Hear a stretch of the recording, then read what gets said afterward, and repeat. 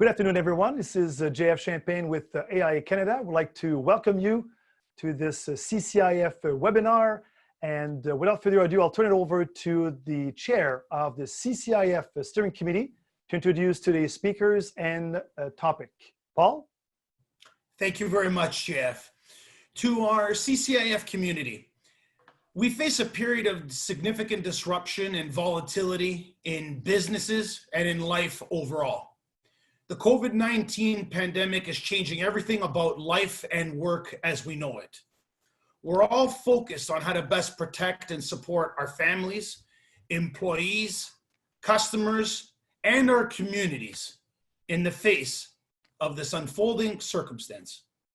On behalf of myself and the entire CCIF Steering Committee membership, I want to let you know that our thoughts are with all of you, specifically those who have been affected. Today's webinar will act as a stimulator for collision repair centers to consider best practices in building a business continuity plan for your collision repair center. We have a lineup today of some of the industry's leaders in the areas of national business development, multi-location operation, and insurance supply chain management. Before we introduce our speakers, let's review the format that we'll be hosting the webinar in. First, we're going to be looking to best practices in leading your facility through this current pandemic. Second, we'll review steps and processes on how to build your own BCP or business continuity plan. And we will also have made available online a template for you to download and use to get the process jump-started. At this point, I want to take the opportunity to thank our 73 sponsors who continue to support CCIF during these difficult times and whom without none of these meetings, either in person or virtual, would be possible. These organizations are leaders, not just by their market size, but by their commitment to ensuring sustainability and the advancement of the collision repair sector in managing profitability, talent management, and adaptation to vehicle technology. And to begin, I'd like to acknowledge our 2020 Diamond sponsor, Akzo Nobel.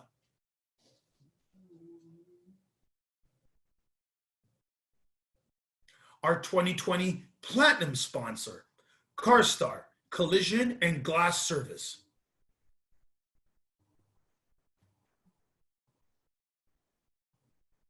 And our 2020 Gold sponsors, 3M, All Data, Auto Parts Trading, Exalta, BASF, Copart, Craftsman Collision, Dominion SureSeal, CSN Collision Centers,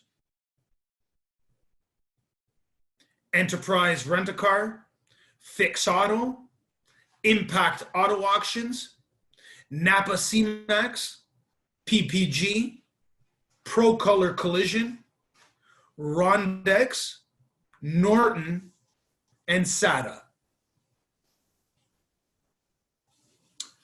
as well as Sherwin-Williams, Simplicity Car Care, Autotex, Acelera Company, Spinazzi, Speedy Collision, CIMAC, and Uniselect FinishMaster.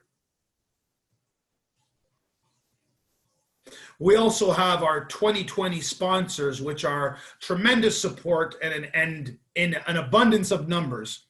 So I'll give you an opportunity to just review and support our 2020 silver sponsors. And our list continues.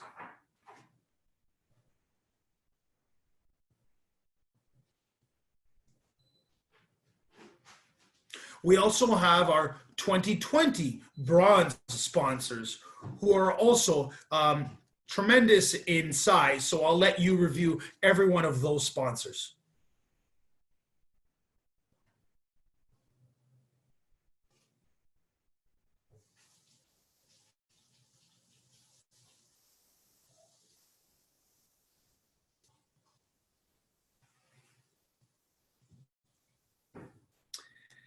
Excellent. So before we get started, I do just want to review what is a business continuity plan, because I think it's exceptionally important that we understand the implications that a BCP can have on your business.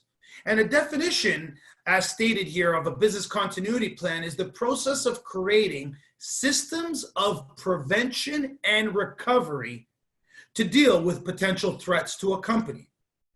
In addition to prevention, the goal is to enable ongoing operations before and during execution of disaster recovery. Now that we've covered the introduction, I do want to move to the introduction of my esteemed panelists. And what a tremendous caliber we have here for you today. So we're going to start off by introducing to my immediate right, Murphy Tarvis, GM Operations of Craftsman Collision Group. Happy to be here. Thanks, Paul. And thank you for joining us, Murphy. Second to my right, we have Colin Asselstein, Director, Claims, Subrogation, Salvage, and Vendor Management for RSA Canada. Thanks for having me today, Paul. Our pleasure. Thank you, Colin. And last but certainly not least, we have Tony DeSantis, Vice President, Sales for the Fix Automotive Network. Thanks, Paul. Nice to be here. Thank you. So now as we're getting started directly into the panel, we have some graphics here set up, and I guess really the way that we're going to be looking at it is we're going to be discussing, starting with 4 actions to build resilience in your business, and then we're going to go through and talk about what it looks like and get your opinions on how to build a business continuity plan. So as you're all aware, we have the 4 action steps which were provided to us by Ernst & Young. So thank you to Ernst & Young. And in reviewing, they've broken the process down in 4 key steps.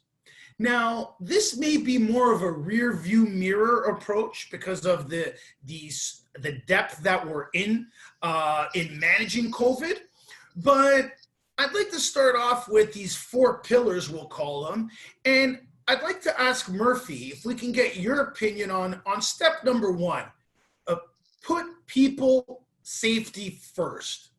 So Murphy, given your role, we'd love to get some of your input on some of these comments and steps that have been listed here. Absolutely, Paul. Thank you. Obviously, the first pillar, as mentioned, is putting people's safety first. So if you haven't already, we want to initiate and expand flexible working arrangements in your facilities. You'll want to ensure that you're falling into accordance with safe distancing for staff and customers. Secondly, you want to provide personal protective equipment for all on-site workers. Your staff, and especially their families, need to be assured their safety is of the utmost importance through this time, and therefore must be assured of their safety while at work. Lastly, of the first pillar, issue regular, transparent communication that reassures your employees that they're continuing to stay in line with the most current and up-to-date news from government. So this includes communicating the seriousness of the issue and the company's commitment to abide to all the WorkSafe and acts and recommendations. And I can see how important, how critical that step would be in ensuring that putting your people first, really through the communication and the PPE, sets you up for success in the subsequent steps. So thank you very much for sharing your insights there. When we look to the second piece, which is communicate with stakeholders, I'd be interested in getting Tony DeSantis, your perspective on some of the different key steps of communication within industry following a pandemic. Yeah, sure. So I think communications is key. Just as important as having a plan in place is ensuring that you communicate that plan with all your various stakeholders. In dealing something with like the current pandemic, I think the more communication, the better. The reality, this is something we've never dealt with before. And quite often there's more questions than answers.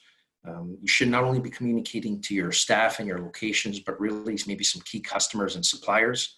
I think the communication piece needs to take a couple of different forms, either in written or calls, or some kind of combination of both. I think there also needs to really be some type of continuous communication process, ensuring that you're keeping stakeholders up to date. I look at it from our organizational perspective. At the beginning, for example, of COVID, we were constantly communicating literally on a daily basis to all stakeholders. Fast forward to where we are today, let's say 7-8 weeks later, not a lot of change, not a lot of activity or movement in the last couple of weeks. We're still continuing to communicate, not at the same frequency, but at least once a week, just providing according updates again to the various stakeholders, to letting them know there hasn't been a lot of change, but we are keeping our eyes on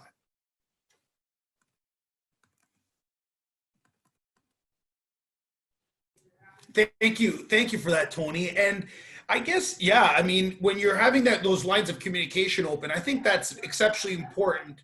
Not only in the continuity of your business, but just to also have the assurances between your customers and your supply chain that you're prepared and ready for business continuity. And it doesn't have to just be COVID. There could be other disasters that might occur, from a building loss, key personnel, either attrition or extended absenteeism. So, yeah, I really appreciate that. Thank you very much. Any other points to add there, Tony? No, I think again, especially in current times, I don't think we can communicate enough. So I think the communication aspect is extremely important. Having a plan is key, but communicating that plan is key as well. Excellent. Thank you for your insights there, Tony. The third block, where we could determine which state are we in, presumably it looks like we're in 2, just stepping into 3, is reshape strategy to maintain business continuity. And I'd be very interested in asking Colin for some of his insights, because it seems as though this is a very active component as to where we are today, and where we're all finding ourselves through some methods of continuity. Yeah, I kind of build on that, Paul. I think with COVID specifically, our business strategy and operations has had to dynamically adapt to what in the first couple of weeks was weekly changes and process changes. And the ability to quickly kind of turn on a dime and make some different decisions allowed some businesses to kind of try new things and be successful. So putting our kind of business continuity hat on, I think we got to always consider some of these kind of key pieces in there. So the short-term liquidity, obviously that's been a big crunch here for the industry as we've seen cash kind of dry up as claims have slowed down. And I think I just wanted to say, like, you always have to look for alternative sources of capital in these situations. How can you look at your AP and AR terms and extend those and make sure that you're properly assessing what capital can come out of there, as well as other cash opportunities that you might have to capture on. And I think that diversification is a key one. How are we making sure that we're not just relying on one specific vendor? Often we're getting economies of scale by doing so, but you might put yourself in a situation that could be detrimental to your business if you're not having different options. And I think the last thing is just how do you reconsider your process as you're going through this? Is there ways that you can change your process to be more efficient with what you have at your disposal in these times? Can you do more repair versus replace, or is there other kind of process changes that maybe didn't make sense before, but you have to adapt and change dynamically as we're going through this COVID situation? That's fantastic. Thank you very much, Colin. I mean, there's some great points there about looking at what you can control within your own 4 walls, and looking at from your financials to your collection to really process and supply chain. So wherever there's an opportunity for creation of improvement, it seems as though there needs to be a struggle that leads us there. So this might be that catalyst. So thank you, Colin, for those insights.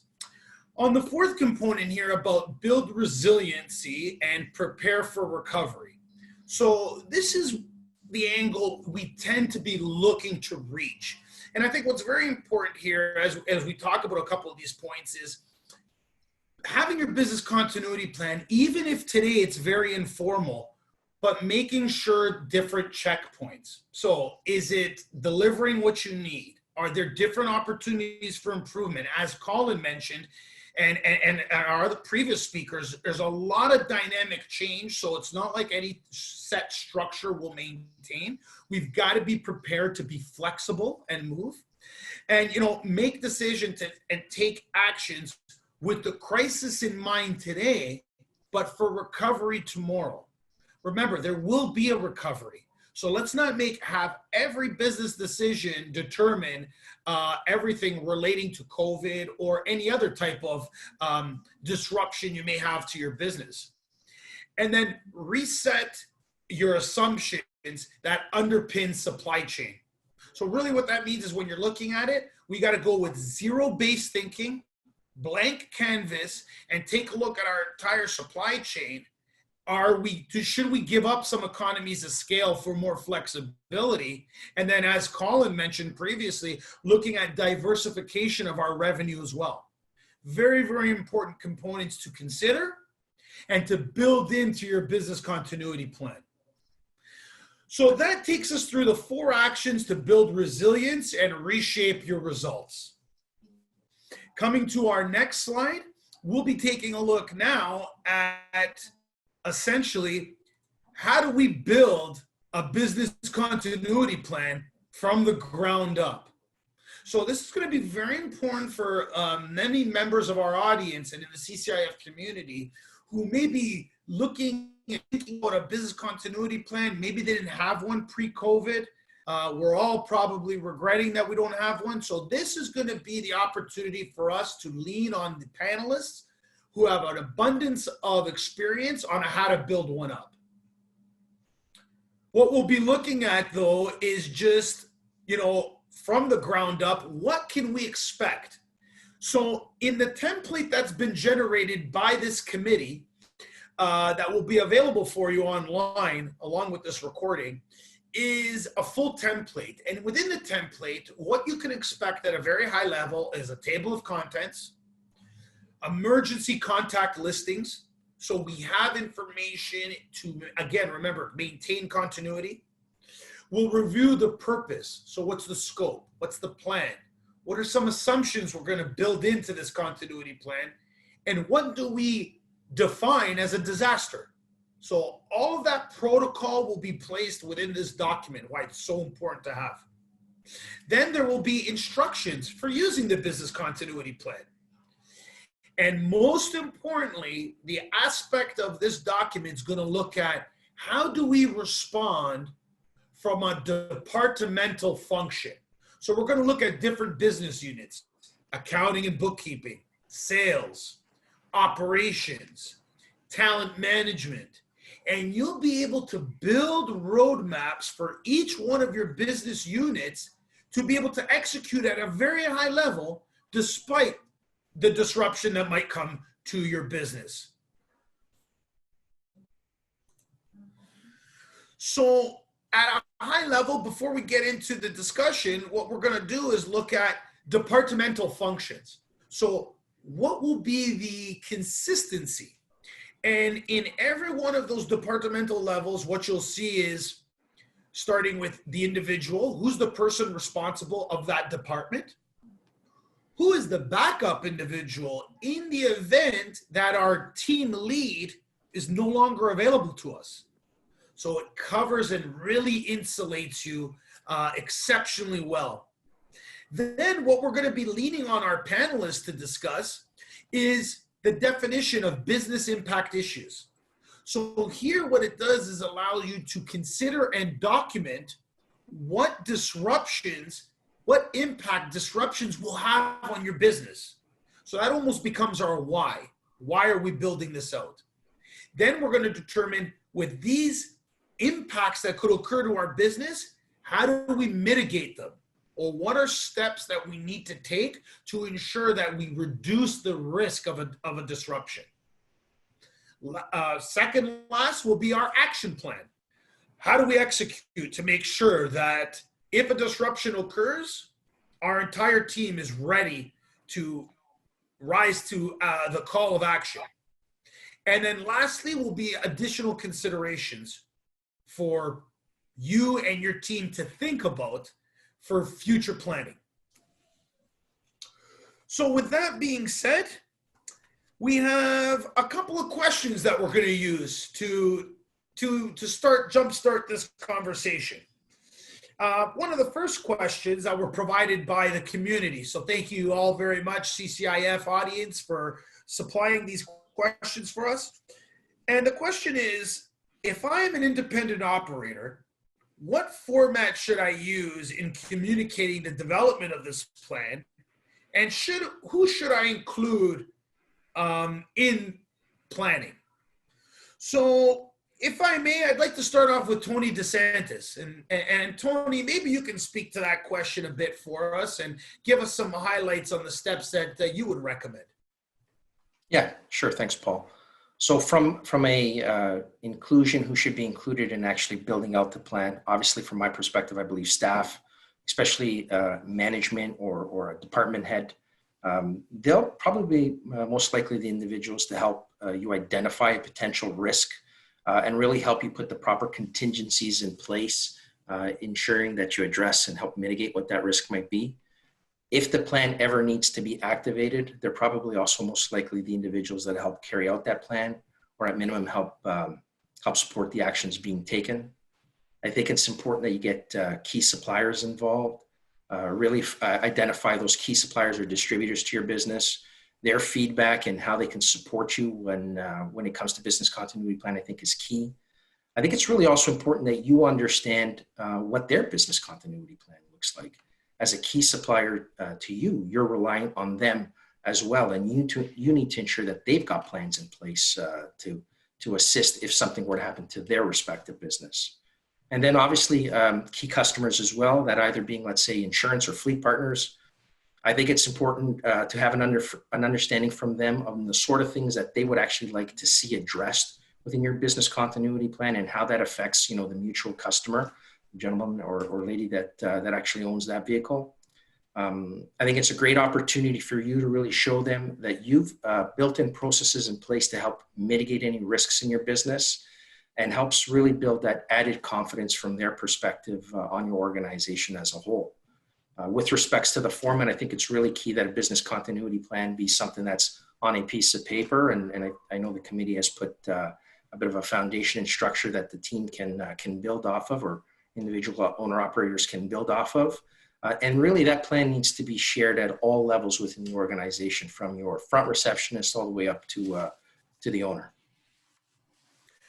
Thanks for that, Tony. And I just want to make a comment there. One of the points that I think really needs to resonate with our audience is you almost referred to you didn't say it directly, but it seems as though in the planning phase, it's a 360-degree review, which means that you've got a 360 approach in input. So you've got your suppliers and your distributors, maybe your parts suppliers, your customers, either fleet and or insurance sector, looking at it with you and feeding some input. And I think that's a huge step to take in your planning and your not only your communication, but of your development of the plan, because other people will see things that you may not. So is that what you were referring to? Because I think it's a tremendous idea. Paul, very much so. It is totally a 360 approach. I think you'd be happily surprised by maybe some of the feedback and added support that, let's say, a supplier might be able to bring to you, or internally something that you didn't think of that a department head or a manager brought to your attention. So I think that whole 360 approach is definitely key to it. Excellent. Thank you so much. Next, I'd like to ask Colin, on the preparation and communication planning. I mean, specifically being a part of RSA Canada, I'm sure this is not your first attempt at a continuity plan. So maybe you could provide some additional insights, more from an insurer's perspective. For sure. Thanks, Paul. Yeah, certainly at an insurance company, this is a function that has dedicated people and a lot of time and money and resources put into. And we actually practice this. And I think picking up on kind of what Tony said there, it can't just be a plan that you build and stick in a drawer for hoping one day you never have to use it. It has to be looked at continuously. And you have to make sure that it's communicated both internally and externally in a frequent enough basis that it doesn't become stale dated. And Tony, I really liked that, the going 360 and going to your suppliers. If you're able to demonstrate the depth of your business continuity plan, that helps you kind of stand out, frankly, to an insurance company, that you've considered all these and you have those plans in place if something were to happen, not just what you're going to do, but what your suppliers are going to do to put the customer first, get them back into a vehicle, or get them, back into where they were before. And I think it is really about communication, proactive communication, honest communication, being able to share what you know and not being afraid to say, I don't know yet, but here's when I'm going to be able to communicate those pieces. Everybody's going through those situations together. And frankly, at an insurance view, it's really about the customer. How do we make sure that customer who might be impacted by an event you're having, the fire, flood, or COVID, is going to be taken care of? So if you're putting that lens to what you're doing in both communication and planning, I think that would really stand out to the insurance community. Thanks for that, Colin. And I got to say, one thing I really appreciated there is it was almost that vulnerability of stating, hey, look, there's some pieces that I just may not know here. And I think the important component is know what you know what you don't know, and know the difference so that you can go out and seek it. And again, back to that community or that 360 approach, you'll probably find yourself building a much more robust plan at that point. So thank you for sharing that, Colin. Next question. So the template, as you all see, and as we provided a high-level overview of, it looks at a business unit function. So how do I begin this process if I'm starting from complete scratch? So in this case, I think what I'd like to do is ask Murphy for some of your opinion, and specifically in operations. I mean, you can go in other business units if you wish, but because the operations are so heavily impacted through different levels of disruption, I'd love to get some insight from you on how our audience can consider building up through the template that's been provided. Sure. Thanks, Paul. So you want to break down into business units as Paul suggested, and for the sake of this webinar, we'll just focus on the operations business unit. But, as Paul said at the beginning, an operations assessment will help an organization identify, mitigate, and hopefully actually take advantage of the risk presented in front of them. There's a huge opportunity if you can remain open through a crisis or a pandemic that, while others can't, you can actually benefit from these opportunities. So whether you're an independent or an MSO, a multi-shop organization, organizations should have a diverse set of strategic objectives. So these objectives are interdependent of your operational objectives. So they'd include revenue growth, operational efficiencies, market leadership, and customer and employee satisfaction. So when successfully completed, operation assessment will examine whether an organization's processes enable the achievement of your strategic objectives. Okay, so going back to the template, I won't review the top, but basically you'll want to have a key stakeholder and then a backup, someone who's responsible in case the key stakeholder is no longer available. So you'd have the information to contact, whether email or phone numbers. But getting right down to it, the business impact issues, risks, which are essentially risks to your operational objectives, which I mentioned above. So example of those would be disruption in sales or volume, which can cause a reduction in monthly cash flow to sustain operations. Another example, supply chain might be temporarily closed or reduced to capacity. So you start building these situations that are going to impact your strategic objectives. So you start with revenue growth, maybe you work into your operational efficiencies, creating touch-free processes to assist your customers, and customer employee satisfaction. So another example, it may be a shortage in staff. Perhaps they're unavailable to come in or fearful of coming in, or the inability to meet demands due to operational disruption. So that'll be your supply chain, parts deliveries, maybe approval from insurance companies and so forth. So once you've created those lists, those risks essentially, then you want to start asking, okay, how do we mitigate these? What preventative controls can we create to take advantage of them? So example to the disruption in sales, perhaps you create a list of all employees and skill sets, and maybe their tenure to determine, unfortunately, maybe some need to be layoffs, maybe some choose to take temporary leave of absence.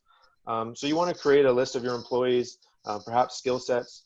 Perhaps you want to create those that are willing to work longer or more flexible in their schedules.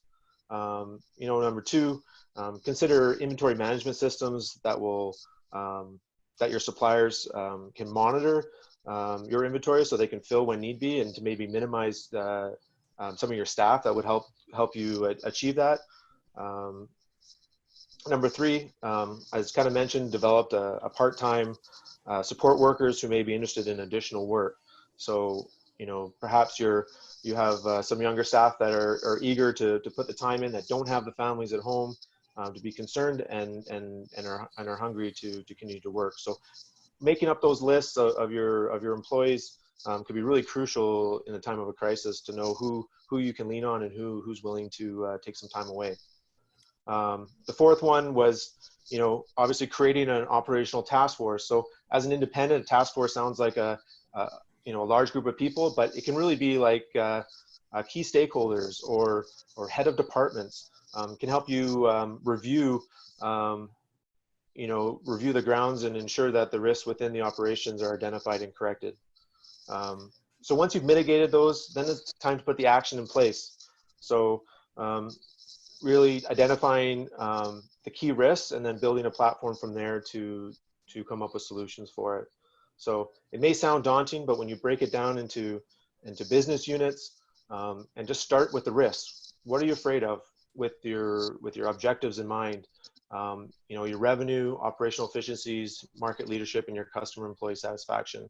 I didn't get a chance to answer in that first question, but really the communication with all parties, the 360 degree, being consistent in messaging, really crucial and stuff, even within operations for you.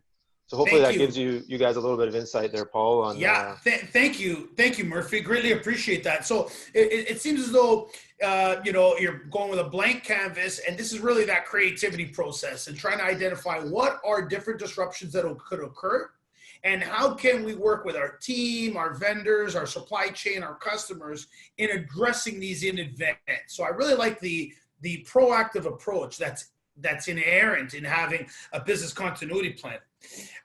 Moving to the next point, though, I'd like to ask Colin specifically, from an insurer perspective, are there any specific risks that keep you up at night regarding your supply chain, and that you think that collision centers should focus on specifically?